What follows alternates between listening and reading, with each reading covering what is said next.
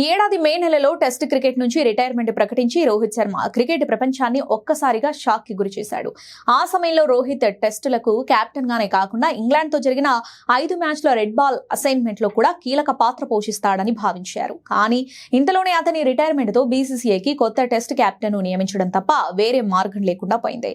దీంతో శుభ్మన్ గిల్ తో ముందుకు సాగారు. ఇక రోహిత్ టెస్ట్ ఫార్మాట్ లో 67 మ్యాచ్లాడి 18 అర్ధ సెంచరీలు 12 సెంచరీలు సహా మొత్తం 4,301 పరుగులు చేశాడు. అంతేకాదు రెడ్ బాల్ క్రికెట్ లో అతను 40.57 సగటుతో పాటు అత్యధిక వ్యక్తిగత స్కోరు 212 పరుగులు కూడా సాధించాడు. వైట్ బాల్ ఫార్మాట్లలో రోహిత్ గణాంకాలు మెరుగ్గా ఉన్నప్పటికీ జట్టు కోసం టెస్ట్ ఫార్మాట్ లో అవన్నీ పక్కన పెట్టేసి రిటైర్ అయ్యాడు. అయితే తాజాగా తన టెస్ట్ రిటైర్మెంట్ పై స్పందించాడు.